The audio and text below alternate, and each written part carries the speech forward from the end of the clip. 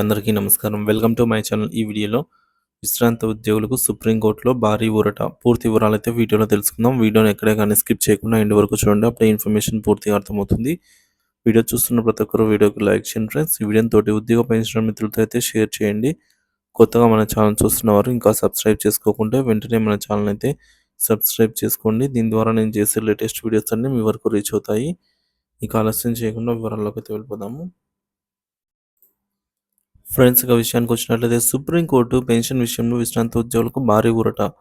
విశ్రాంత ఉద్యోగుల సమస్యలు సుప్రీంకోర్టు దృష్టికి వెళ్లి పెన్షన్ విషయంలో వారికి మానవీయ దృక్పథంతో పెద్ద ఊరట లభించింది. కోర్టు అరాకొర పెన్షన్ అందిస్తున్న సంగతిని తీవ్రంగా విమర్శించి పెన్షనర్లకు సరిపడా పెన్షన్ అందించేలాగా చర్యలు తీసుకోవాలని అయితే సుప్రీంకోర్టు స్పష్టం చేసింది. పెన్షన్ సమస్యలపై సుప్రీంకోర్టు వ్యాఖ్యలు ఈ విధంగా ఉన్నాయి.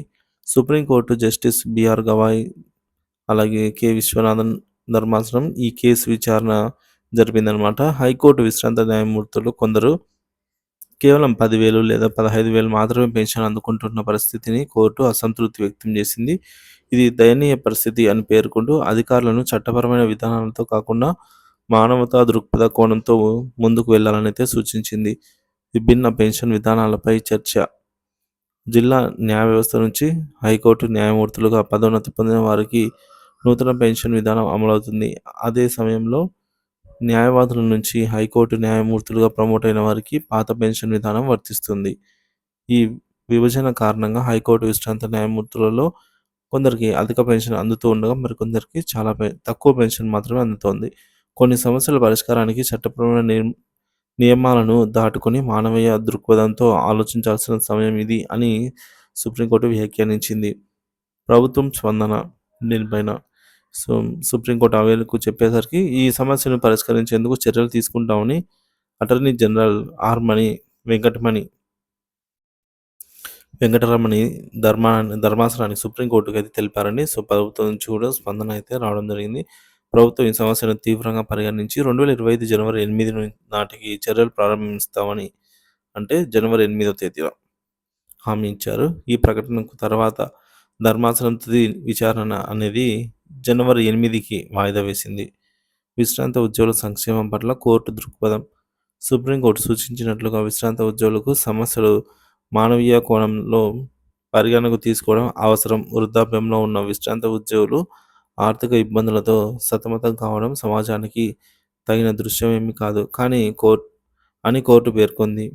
పెన్షనర్ల సమర్థంగా అమలు చేసేందుకు మరియు అన్ని న్యాయమూర్తులకు సమానమైన అవకాశాలు కల్పించేందుకు ప్రభుత్వం చొరవ తీసుకోవాలని సూచిస్తోంది.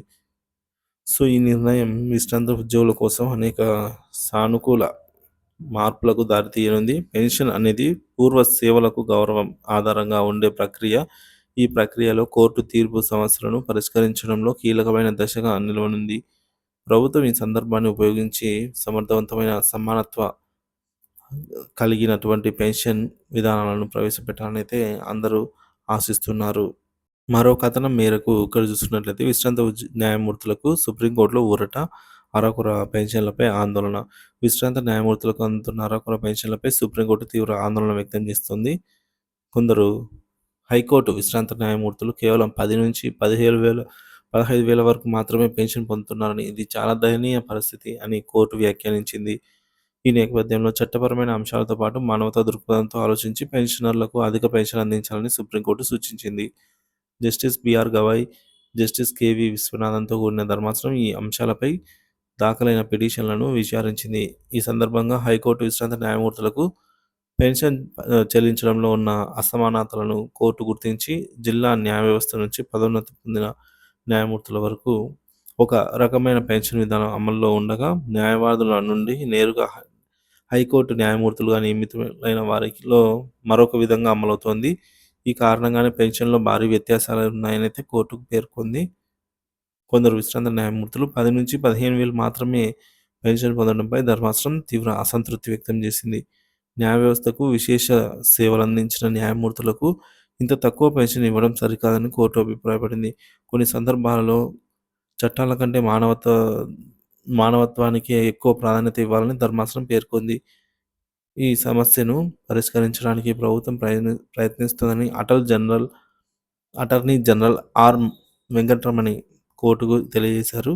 అయితే ఈ కేసు విచారణను జనవరి 8, 2025కు వాయిదా వేస్తూ ఈలోగా సమస్యను పరిష్కరించేందుకు చర్యలు తీసుకోవాలని కోర్టు సూచించింది.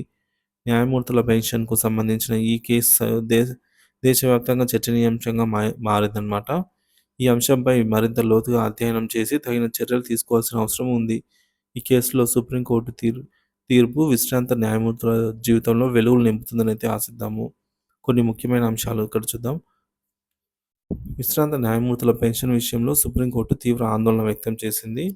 అరకొర పెన్షన్లతో ఇబ్బందులు పడుతున్న న్యాయమూర్తులకు ఊరట కల్పించాలని కోరింది.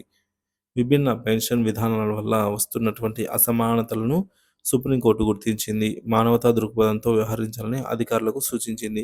కేసు తదుపరి విచారణను జనవరి 8కి వాయిదా వేసింది. ప్రభుత్వం ఈ సమస్యను పరిష్కరించడానికి ప్రయత్నిస్తోంది అని అటార్నీ జనరల్ కోర్టుకైతే తెలిపారు. సో ఇది ఫ్రెండ్స్, దీనిపై మీ అభిప్రాయాన్ని కామెంట్ ద్వారా తెలియజేయండి. Thank you for watching this video.